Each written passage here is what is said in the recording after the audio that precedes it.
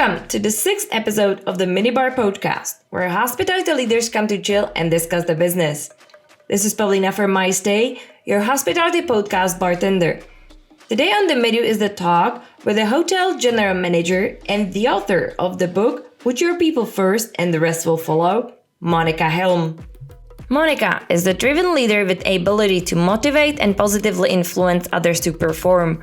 All her career, she's involved into hospitality. She worked on various positions in Hilton hotels worldwide.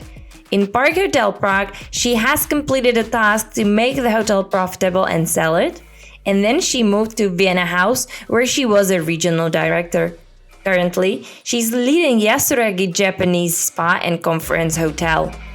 And now, take your favorite drink, relax, and get some inspiration by Monika.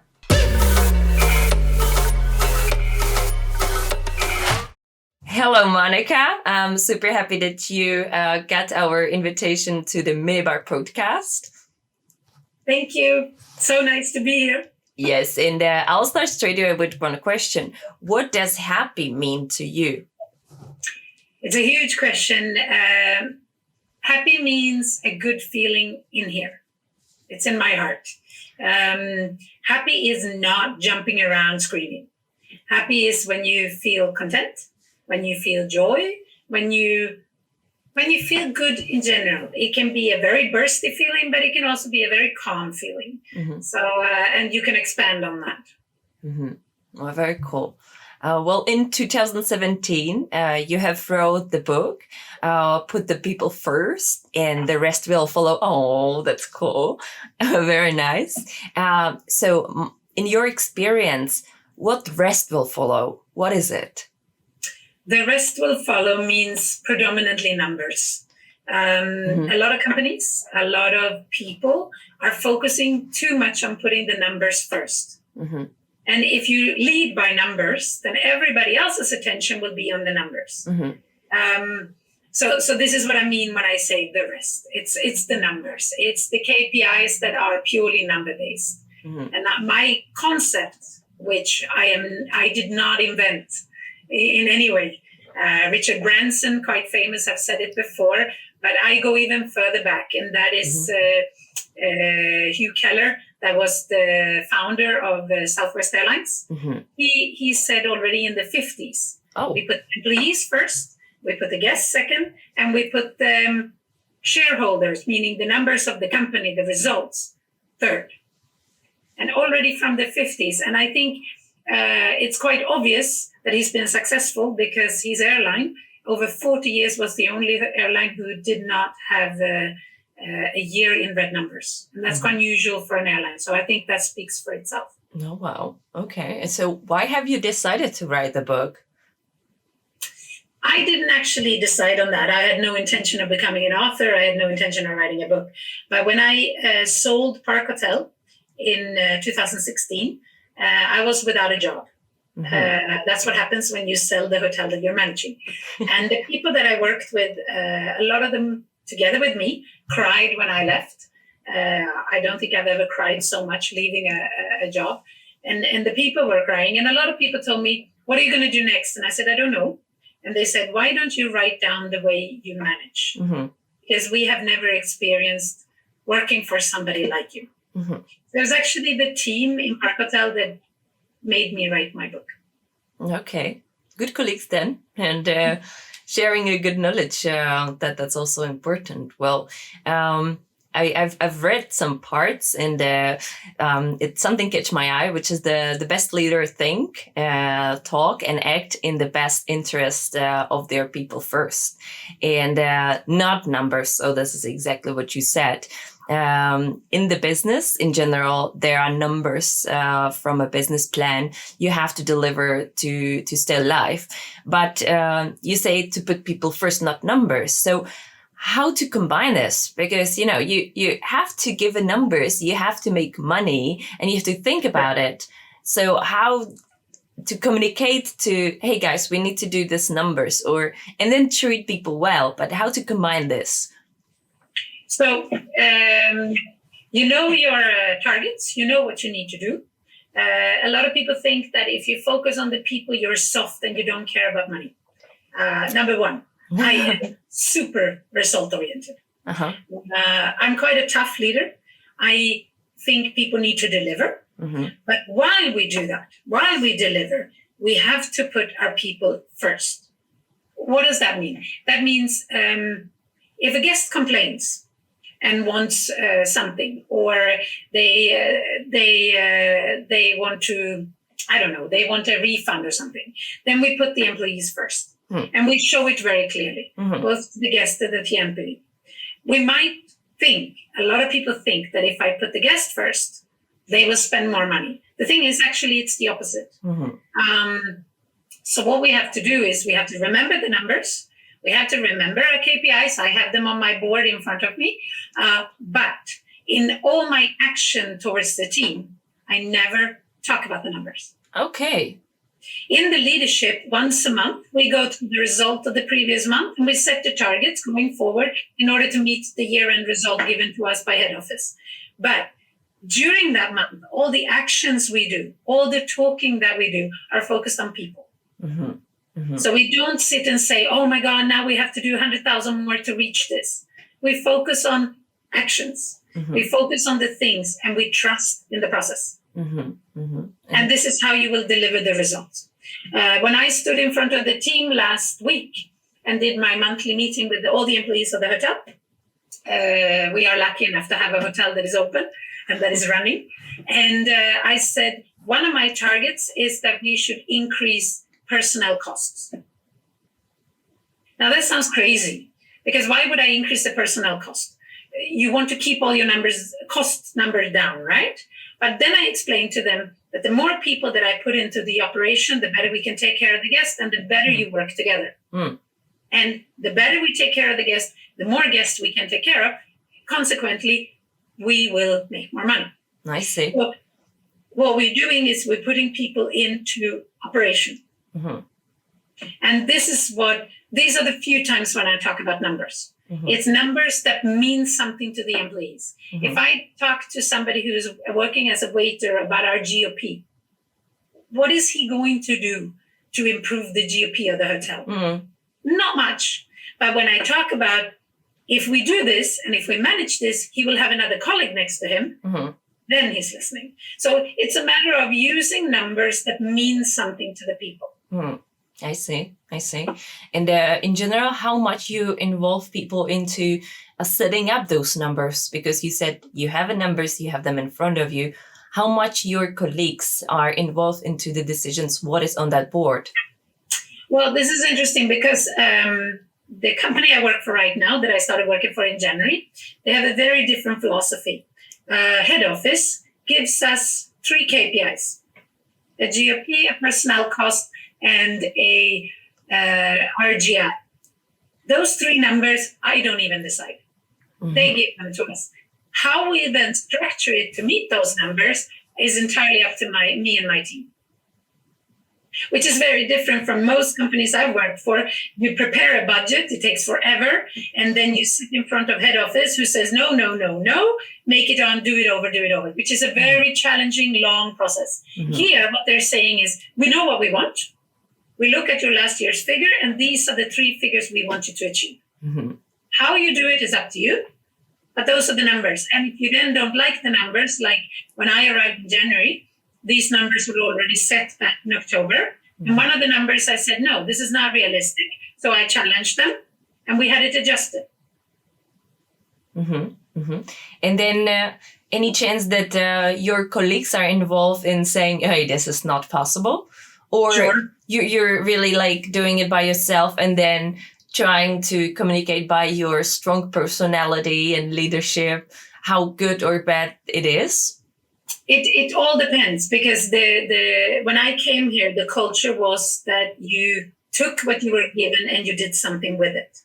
So there is no simple answer to what you're saying, because if I would have been in a hotel where I had been for 4 years, we would have come up with everything together because people would be used to my way of doing things. Here, when I came and said, but this number, they looked at me and said, yeah, but this is what we've been given. We have to deal with it. I said, yeah, but we can challenge it. And it's a process getting people to learn to challenge and to except, yes, we can challenge. Okay. And this is not something you do in 10 minutes or half an hour session or 2 hours or even a week. It's a longer mental process of learning to trust, to be allowed to challenge. I see. So I think next year when we do the budget, I'm hoping that my team will come to me and say, we think like this and this. We want to challenge this number. Okay, give me the arguments and let's challenge it. I will let you go in front of the head office and you will challenge it. But we're not there right now. Okay. So in this case, I was the one who challenged because I could see it from my conversations with the team, but we're not at the place where they are the ones who are challenging. Indeed. And how can we create a positive and empowered work culture? Yeah, that's a very good question. How can we do that? It depends so much on the people, who they are, what are their motivations. But there are a couple of core things. And it always starts with fairness. And people say that, yeah, but what is it? Why fair? If the person is equally unfair or equally bad, but fair to everyone, is that good? And a lot of people say, no, it's not. And I would say, yes, it is. Okay. It's better to have a bad boss that is fairly bad to everyone than a boss that favors a few and not others. So the absolute foundation, it doesn't create happiness, but it creates a huge amount of unhappiness, if you don't have fairness. So I would always say to anybody I talk to in any organization, start by looking at how fair your organization are. Do you have the same scheduling method towards everyone? Do you have the same payroll? Is your payroll system clear? I always admire the embassy world because or the military, they have very clear lines. You are graded in numbers and everybody knows when you reach this grade, you have that paycheck. There's no discussion. It's extremely fair. And I always say, maybe not go to the extent of the military, but I need to be able to look myself in the eyes in front of any employee and be able to argue their salary in front of everyone. So if you come and ask me why this guy has this salary, even if you may never do that, I need to be able to have the answer. If I don't have the answer, maybe I have something of unfairness in your salary settings. So everything starts with fairness. Once you have that in place and you feel, yes, we have a fair culture in place, then you can start looking at what goes above, what will make people more happy, what creates a different culture. And this is where we come to the word trust. So this is the next foundation. Once you have the foundation of fairness, you build trust on top of that. You need to be able to have a trustworthy culture. How do you do that? This is also very challenging depending on the people you have. But I always say you have to give trust as a leader in order to gain the trust, which is the reverse to what most managements are saying. When you start new in a position, you get trial period, which very interestingly in Sweden, a lot of people don't have trial periods. Because in my opinion, trial period is a period where people are very uncertain. And what you're telling the people is, I don't trust you. So make it as short as you possibly can. Depending on the legal side of things in your country, if it's very difficult to let go of people, you might need a little bit longer trial period in order to be certain. But rest assured, you will not get the most out of the people until the trial period is over. So give trust to get trust, rather than, oh, you have to prove to me that I can trust you. I don't believe in that statement. We have to give trust. Anything else is a waste of time. So spend rather longer time before you hire somebody. But once you said, I hired you, I trust you, you are part of my team, then show them your trust. So that's the next layer. Once you have that, that's when you can start focus on the fun things, the happy things, which is you need to make sure that people have results and relationships. Results and relationships. Very nice. Results and relationship. What actually, or how to make an amazing workspace, which actually leads to happy colleagues, then happy customers, and then happy shareholders. So how to make that amazing workspace? Is it also based on some benefits, or is it also based on the culture in you work with, or how beautiful office you are, how beautiful hotel or workspace it is? What is it? How to create it? The happiest place, one of the happier places I worked in was Park Hotel. And we created a culture while we still had holes in the ceiling. We always talked about self-watering plants because when it rained in. And we put plants under the holes. And even with that terrible environment, smoky offices, terrible carpets, we created a culture of fairness, trust, relationships, and result. I think more important is to create experiences rather than materialistic things. So yes, it's great that I have a table that technically goes up and down. It's great that I have a beautiful view with daylight. It's great that I have a fantastic canteen where I can see the ocean, Stockholm Harbor. But those are not the things that will make me happy.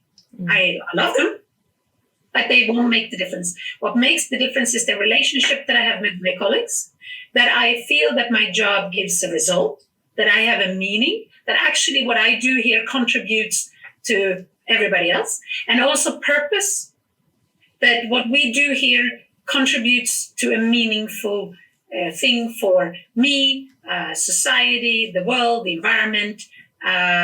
Those three things our work creates happy workspaces, happy communities, cultures. It's not the benefits. It's not the banana in the hallway or in the canteen or in the coffee room. Okay. It won't make the difference, but it will make a difference if you take them away.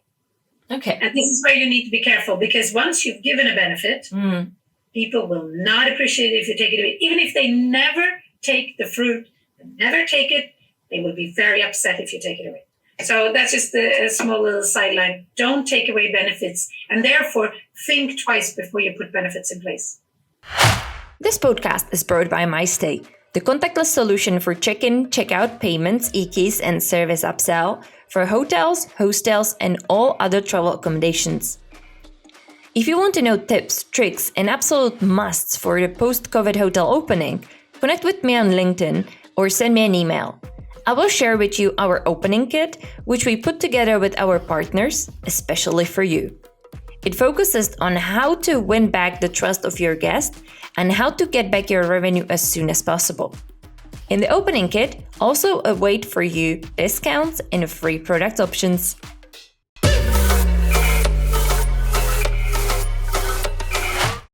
So, how to aspirate to your colleagues and inspire them? Basic, simple. Do what they've been saying in all the time. Walk the talk. Never expect more from the people than what you expect from yourself. Actually, always expect less from your people than what you expect from yourself. On the other hand, if you want people to be healthy, don't show them the example of working 14 hours a day, because your people will not be healthy. And if you work 14 hours a day, it's very difficult for the people to go home. So I try to set an example by shutting down. I don't send email late at night.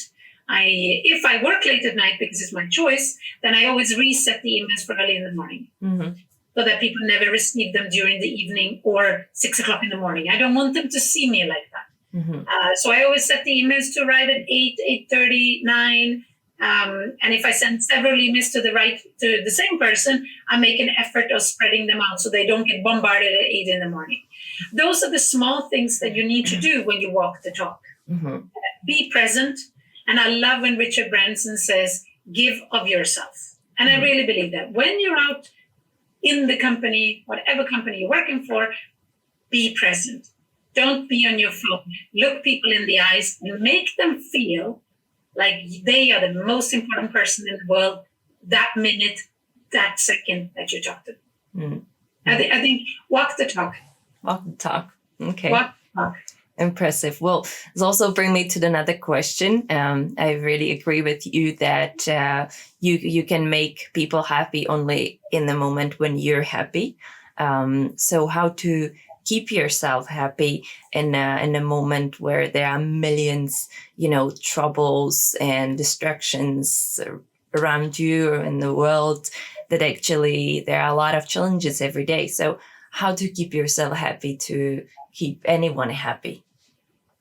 You are so right, Paulina. It's if you don't focus on yourself first, you can't make other people happy.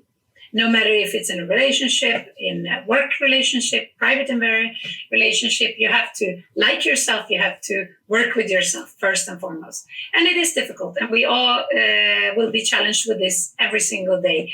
I'm not happy every day. I don't think anyone is. I believe you are not transparent. I think it's important to be honest and to be able to say, today is not my best day, so I'm going to shut my door. And it's very rarely I shut my door, but it happens. So I think be honest and open with the people. And I think if you want to make yourself happy, you should exercise, eat good, but don't be hysterical. Mm-hmm. Eat that candy bar, eat that French fries every now and then, enjoy life. It's so short. I think a lot of us have realized that during this year, that we are not here to live. We're not immortal. Mm. We will have a die when we will all die. We just don't know what the date is. That's the only thing we do know. Mm. So I think appreciate the small things. I love that about the hotel where I'm working now. A lot of my employees, I can see them sitting, meditating in corners to take a time out. I try to do the same. I'm not as good as they are yet, but I've only been here 4 months. I'm still learning. But it's, I think it's the small things that we do for ourselves. Take a moment and close your eyes in the middle of the day. I got from my team in Park Hotel an ostrich pillow where you pull it over your head, you put your hands inside, and you can lay down on your desk. It's like a pillow for your head. And it's amazing to do for 5 minutes. It's those little things where you can just clear your mind. I think the little times when you clear your mind is when you realize that you can actually find yourself again. And this is not some meditation, blah, blah, blah. It's only a matter of breathing and trying to be with yourself for a couple of minutes every day. It will improve your quality of life. That sounds amazing. Actually, I would sign what you just said and really loving it. So there would be the question if there are some theories of keeping the happiness life, but I guess that you just mentioned them all. And it's all about the small things, right? I think so. There are so many theories. And there's so many people out there, coaches and people who tell you that they will sell you the recipe in 7 steps. Mm-hmm. Very much on purpose. I didn't write my book in sense of 10 advice how to be better manager. Yeah. I don't believe in that. I don't believe in 7 steps to heaven. I believe in the little things. And I have, somebody told me that if you put 3 coins on your desk, and turn the coin over every time you've given somebody a compliment. Mm-hmm. So you try to give a compliment to 3 people every day. Mm-hmm. A small thing. Mm-hmm. It doesn't cost anything. Mm-hmm. Anyone can do it, no matter where you are in the organization. I was amazed the other day when one of the ladies who work in the Japanese bath here came and gave me a compliment. I'm the managing director of the company, and she came and gave me a compliment. I thought it was the coolest. Mm. Anyone can do it to anyone, and it costs nothing. But the consequences are amazing. The results you achieve by complimenting people honestly, sincerely, and direct and short. And don't ever include but, because it voids everything you said before. The but, like I say to my children, is behind you and it stinks. So let it stay there. And if you need to give constructive feedback, do it short, exactly the same as you give positive feedback. Short, precise, and stick to the point. And don't finish off with a compliment, because the compliment will disappear and the constructive feedback will be So it's like you don't really believe in it yourself. So these are the things that I really think we all can do. A lot of people say, oh, but this happiness coach says I have to do this, I have to do this. No, you don't. Anybody can be good at this by focusing on the little things that cost absolutely nothing. And it's the simple things. Say thank you, show appreciation, walk the talk. These are the things that doesn't cost anything. And you don't need a management coach. You don't need a leadership coach. You can buy my book, but you don't have to do anything that costs money. Just common sense, listening and tuning into the people a little bit every day. You start with one person every day. You will reach so far in the organization. So there is actually one friend of mine that is supporting the same, what you just mentioned. He's giving the coffee for free. He has a little cafeteria in the main square in the Brno, and the payment is by the goodwill, and you have to promise that you will do something good after the coffee. And he has a big success with this because people really forgetting to say thank you or forgetting to do something nice to someone else. And he has like a blackboard of things that you can do, like call your grandma or say hello to the random personnel in tram and so on. So it's super beautiful. And I'm actually a personnel who's going on the streets and smiling to rare people because I believe that one smile creates another one and then the other one makes another one. Or I'm saying hello anytime I step in the tram. You won't believe how people react, like, oh my God, someone said hello, even not knowing me. And they start to talk to like, hey, how are you? I'm like, I'm super good. How are you? And that actually creates someone else a nice day, and that person goes and creates the beautiful day of someone else too. So again, that is so nice. That is so nice. Actually, there's something I took with me from Czech Republic when I moved to Sweden a year ago. I noticed that, in Czech Republic, I lived there for quite long, so I stopped thinking that it wasn't normal in other countries. When you step into an elevator, you say "Dobrý den," right? And I started doing that. I mean, I said it in Swedish when I came in here. I got in the elevator, and people here are like looking at me like, "What's wrong with her?" Because here they don't do that. You don't say hello to people when you walk. You don't say goodbye when you leave the dentist office or something. So I'm in the dentist office and I say goodbye to everybody when I walk out, and everybody's looking at me like, what is she doing? But I can see that people smile. Yeah. So this is actually something I've taken with me. And I've taken it further. I live very close to a nature reserve here. So I go running in the morning or in the evening. And I've made it a point that every time I go running, I should say a nice thing to somebody I'm passing. So the other day I passed this old lady who was out walking with Nordic sticks, and she looked so, vital and energetic. So I when I ran past her, I said, beautiful walking, it looks so cool. And she's like, really? And I said, you look so great. And I could see her smile, and her steps got a little bit more steady. And I was like, I made her day, and hopefully she's turning it on. And it's exactly like your friend who's giving out coffee. Yeah. It's very powerful, giving that smile or that comment. And I think we've lost that a little bit, not just during the pandemic. I think it's slowly coming back now. So I think there are good things coming out of this very hard time that everybody's going through, but there will be some very positive things coming out. And going back to a little bit to my book, I think some of these terrible managers that we've had out there might have been forced to retire or chosen to retire so that we can give space to the newer management that listens and that pays a little bit more attention to how people feel. I agree. What I really love about people in Czech Republic, that if you do some sports or you're outside doing cycling or walking and you meet someone in the nature, you just say hi, not knowing that person, and you don't expect anything from them, but it's just beautiful that they are sharing something what you're doing. And I'm actually super happy that people are out and not sitting in front of, TV or, being back home. They're enjoying nature.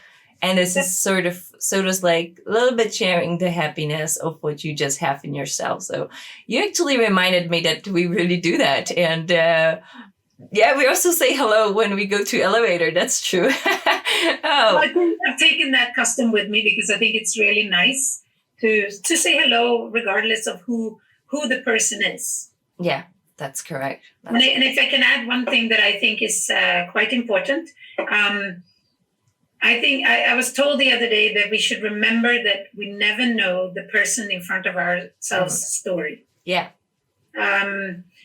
If a person behaves in a way that you don't like, or it can be an employee, it can be somebody on the street, it can be whatever it is, nobody is inside somebody else's shoes. Yeah. And I think this is just something to often reflect on, because I can go through a huge trauma. Yeah. And you don't know that, but it's only in my head. I think it's the stand-up comedian Robbie Williams that had made a lot of movies in the US, who died from suicide when from mental illness. And he said, don't judge people because you're not walking in their shoes. You never know what demons they're fighting inside. And it doesn't have to be as extreme as mental health. It could just be, I had an argument with somebody at home and I take it with me to work.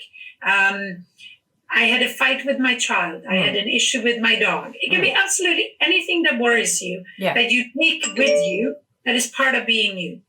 And I think it's important to carry that with us when we are dealing with our employees, with the colleagues that we have, with the people that we work with, because they also need the respect and cannot be expected to perform 100% every single day, 360 days a year. It's just not possible. Yeah, I also learned one thing that also changed my life, which is based on what you just said, and it is don't get so much serious with what people said, because you exactly don't know what kind of problem or negativity he got in the morning or in that period of time. So don't feel bad that someone just said something bad to you because he maybe couldn't mean it that serious, or you don't know how bad life he has in that moment. So don't take things personally from the other people that much. No. Really helps. It really does. And it also makes you kinder. I think empathy is a word that is almost a bad word in business. But I think empathy is only the strongest leaders that can do. Going back to Southwest Airlines, one of my favorite managers, Herb Keller, he said, when you start at Southwest Airlines as a leader, you need to learn to say, I don't know, I need help, or I messed up. Only the strongest, most confident leaders will be able to say those things. And they will carry a lot of empathy with them. And I think those are the keys to good leadership. It's not a steady hand. It's not demanding people. Yes, we can be those things too. But we need to accept that we can do wrong. We can say that we are wrong. We can accept it. And we can also say what we don't know. It's not a weakness to say, I don't know, because nobody knows everything. That would be quite scary if you thought that you knew everything. Impressive. I completely agree. And in general, I've read in your book that work from where the fish stinks. That's something that people use quite often, but which is the head and which is the leader and or the boss, let's say. Maybe he or she will be boss in the beginning, but then when he or she realized that something is wrong. So where to start from yourself? How to actually start to be a good leader, how to find it that you're doing something wrong and be honest to yourself that you need to improve something. So where to start? I would start by listening to my team. Are they talking about a us culture or me and them? That's the first place where I would say tune into. I love walk and talks. When I came here, 1 month after I came here, I took each of my leaders on a walk and talk. There is science behind showing that if you walk, you're more honest because you don't have to look the person in the eyes. You can look at nature. You can while you're walking, you're releasing a lot of endorphins, which makes you more honest. So I went for a walk and I said, how am I doing? I haven't worked in Sweden for 26 years. How am I doing in this culture? Tell me, what can I do better? And I think this is, as a leader, the scariest, but the best thing we can do. Ask. Ask your team for feedback. They will be kind to you if you ask. If you don't ask, they will be very unkind behind your back. But the better thing is, let them be kind to your face. Let them lift you up, and they will. There will always be bad ones that will scream at you and tell you you're horrible. They probably have more issues with themselves than they have with you. But ask. That's the best place to start. Also the scariest part. Also the scariest part. I see. I had a lady from Canada contacted me on Saturday morning on LinkedIn. I do a little bit of coaching on LinkedIn through messages. It's quite funny. And she had an issue. She worked in a restaurant. She had an issue with the boss who screamed at everyone. She couldn't afford to quit. So she said, I heard one of your talks. What is my next step? And we had a conversation on Saturday morning. I was sitting on my balcony talking to her about how she could approach this person to try to salvage the situation. So because she was too scared to leave because of the situation currently, you have to be very protective of your job. I don't think you can be, a lot of people can't be so courageous that we can just say, oh, I leave because the manager is not good. We still need to put bacon on the table for our families. So many of us can't afford to just quit. And I think in any position, we can try to do something. We can try to help that leader by carefully approaching them, but with a lot of empathy and focusing on why you are not feeling well. Don't put the blame on them, but rather, I don't know how to handle this. So let them help you. I don't know what to do when you scream at me. I don't know how to handle. So lower your guard in order to let the leader become a better person. So I think no matter what position you have in a company, you can make changes. You have the power to change. And nothing else. If nothing else, then we go back to the people who've written books from the concentration camps. They can't touch my mind. Whatever they do to my body, I can't touch my mind. So if your boss is really bad, then go inside your mind, do your job until you find a new place, and try to create something with your peers, because I think that's what they did. But everybody can do something. Everybody can be part of changing a culture. But you have to do it with a lot of empathy, because the person who's screaming at you have probably a lot of issues of their own. You can always reverse it towards your boss as well, instead of just blaming them. It's so easy to say, oh, it's all my boss's fault. Oh, it's all their fault. We have to take responsibility for our own happiness. And by helping them become better leaders, we have a better work situation. So everybody can do something. Indeed. And what if the people lose their passion for the work they do? And should we let them go, or keep trying to rechange the passion back? Any experiences that you had based on that? Is it possible to recharge the passion back? I think one of the best examples was the trainer in Vienna House in Prague. She created her own course called Keep the Fire Burning, for exactly what you're saying. And I think you cannot expect people to keep the passion year after year after year after year. Some people do, because they have an internal motivation that keeps them loving what they're doing. But if they don't, you can do what she did. You create a course, Keep the Fire Burning, talking about it. You can also look at changing their tasks. Again, I think it starts with asking.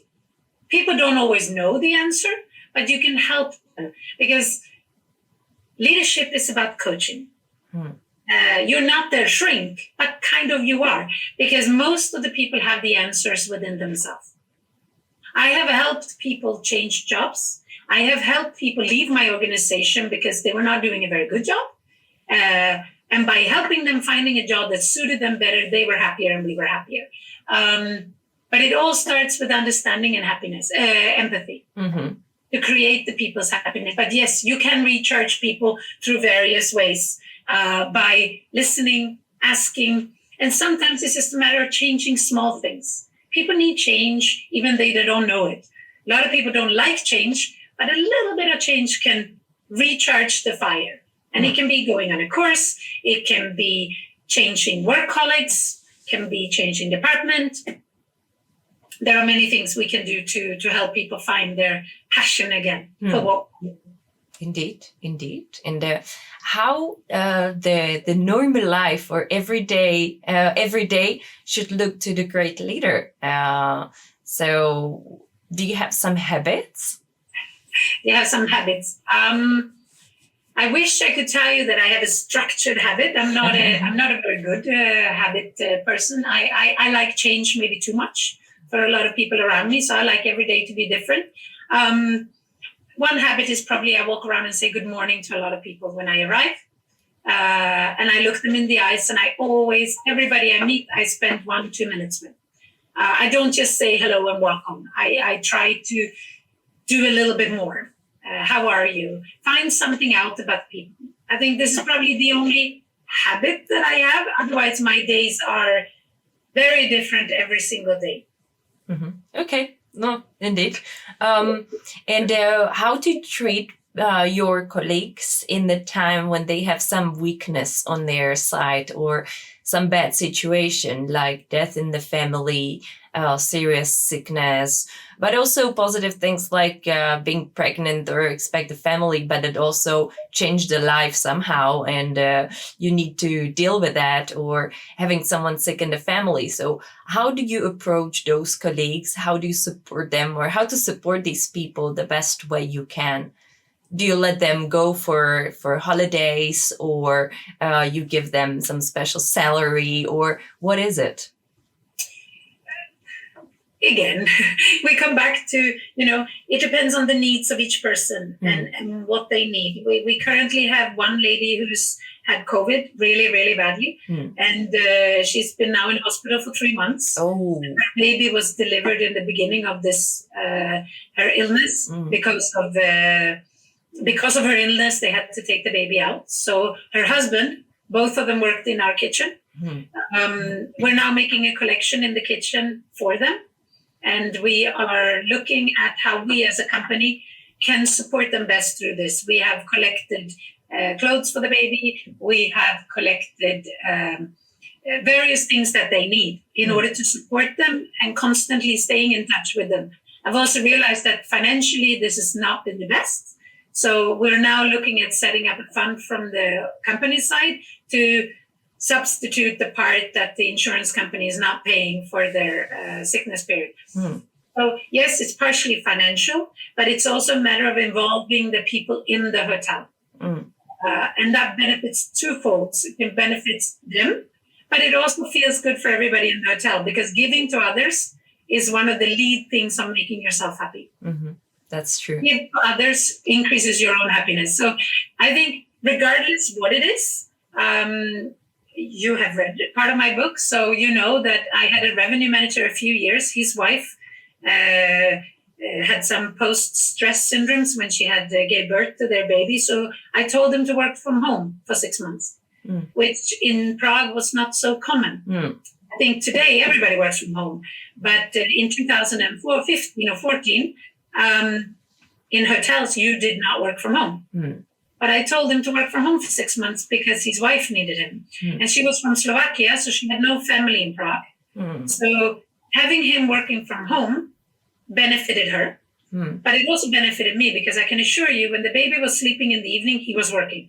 He did everything. I think he worked more those 6 months than he would have been working normal 6 months in the office. And if I would have forced him to come to the office, which he assumed I would, he would have been sitting in the office worrying about his baby and his wife.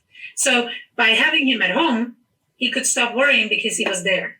And I think it's a matter of looking at each situation and say, what can I do for this person? Impressive. Who are your role models, like in general and in the hospitality industry? Herb Keller. Okay. Southwest Airlines is definitely one of them, partially because he's been doing it for so long. Mm-hmm. There are so many that has followed on lately, claiming it's their statement. But I think he was a true pioneer. Outside of him, I think there is many who's written books. Sheridan written a book called Joy Inc. Laszlo Books from Google, Work Rules. Ken Blanchard, Gung Ho. Stephen Covey, 7 Habits is very interesting. There are so many out there, but I think Herb Keller is really, he walks the talk. Mm-hmm. Impressive. And where have you learned to be a great leader? I think the team has taught me. Mm-hmm. Back in 2008, there was a lady who left the company because of me, because she said, "You only talk business. I need to talk about my private life. I feel like you don't see me." It was an eye-opener for me. I thought I was in my early 30s. I thought I was good. Mm-hmm. I thought I was a good leader. I thought I took care of people, but I realized I only took care of their business life. Mm-hmm. I didn't take care of the whole human. So that was really an eye-opener for me. So I would say, unfortunately, not good mentors in sense of leaders that have taught me what I know. It's more the people that I work with that has taught me what I need to be as a leader. Mm-hmm. Impressive. Very cool to know that even the business-oriented boss can turn to the amazing leader who write the book about how to put people first. That's actually a great story behind it. What I know that you now work for a Japanese hotel, which is obviously on the sign behind you. What does it mean? Is it something that characterize the hotel you work in? Oh, definitely. The sign behind me means beautiful. Oh, okay. I work in Yasuragi, which stands for inner harmony. Mm. And we are a Japanese bathing house in Stockholm. Mm-hmm. And here it's all about your inner journey. Mm-hmm. So when the guest comes to us, we ask them to remove their mobile phones, put them aside, which is very interesting to see the reactions to. We don't want them to take pictures here. We don't want them to focus on their electronics. We want them to go completely analog. Mm-hmm. And to go for the inner journey. We have a lot of meditation classes, mindfulness. You sit in the bath. You pour the water over yourself in order to cleanse your inner journey and your outer journey. So it's really a beautiful environment to work with and to work within. And it resonates very nicely with what I stand for. Very nice. And what can we, or also what did you take from the Japanese traditions and culture that you're now, let's say, giving in the hotel? Oh, there's many things. I'm still learning. I'm still very humbly learning. So I haven't mastered this yet. But I think it's finding your own inner peace. Mm-hmm. And you have to start with yourself. And if we are going to give this to the clients, we also have to give it to our employees and ourselves. Mm-hmm. And I think this has been a little bit lost during the pandemic for many of us, because it's been such a focus on surviving. Most companies out there, especially in the hospitality industry. So I think going from fighting the pandemic, getting through this, and we will all get through this. A lot of hotels and a lot of companies will look different, but somehow we as people, some companies will not survive. But once we get through this, we will come out and be able to have a stronger inner self. This is what I truly hope for every single person. I see. Well, I ask every guest in our podcast, what do you think is the next big thing in hospitality?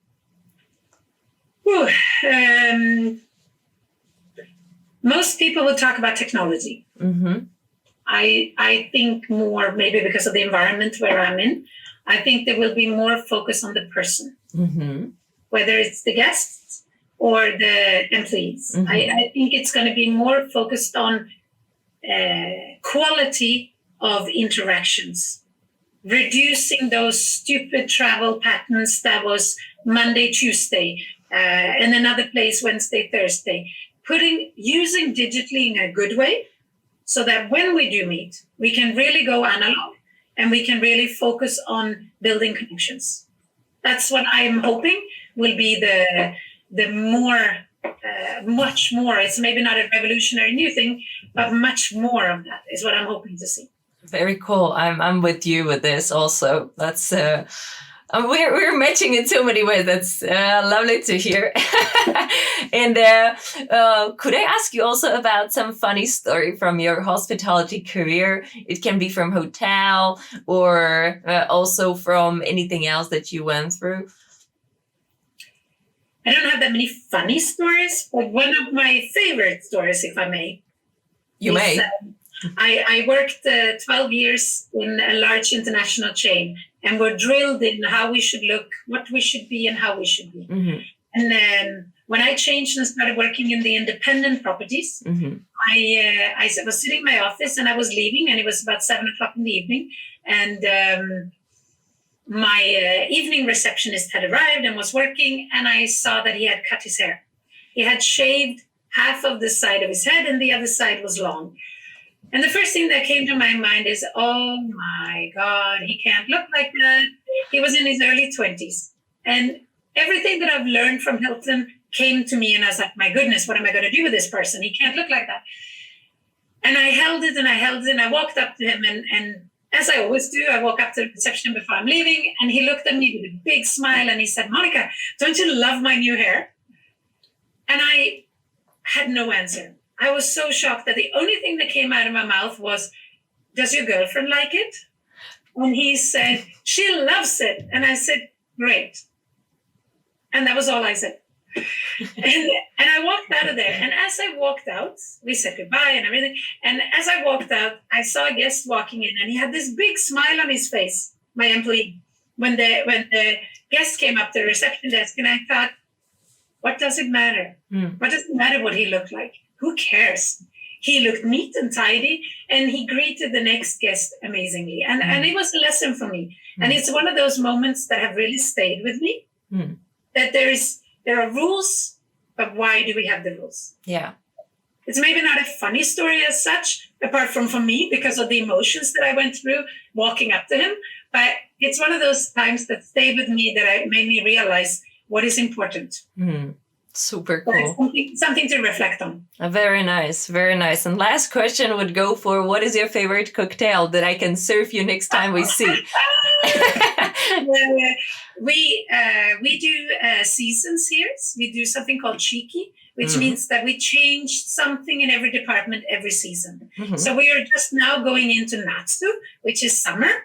And our bar team has just created a new drink, which is absolutely amazing, with rhubarb liqueur. Okay. A few other special ingredients, and it's a pink drink, and it's called Natsu.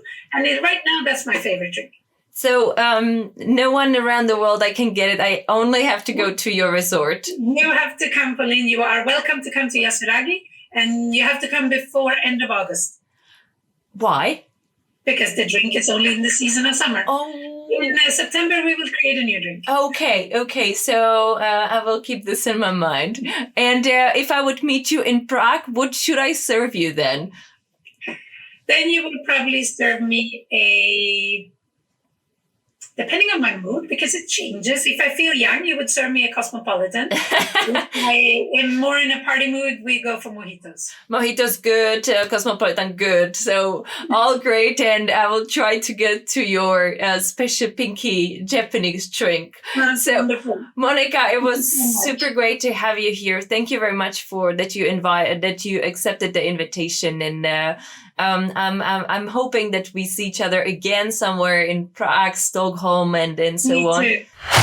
Next drinks in the minibar will be served with Leonard Dehaan, while talking about current key technologies, differences between online and offline key accesses, or flexible guest journey, in the episode called Modern Keys to Your Guests. If you liked our Today Minibar podcast, don't forget to rate it and subscribe to the channel in your podcast application so you don't miss any new episode with inspirational hospitality professionals, their stories, and new ideas. Or if you want to get back the trust of your guest and your revenue as soon as possible, send me the message on the LinkedIn or by email, and I will share with you our opening kit. So until next time, guys!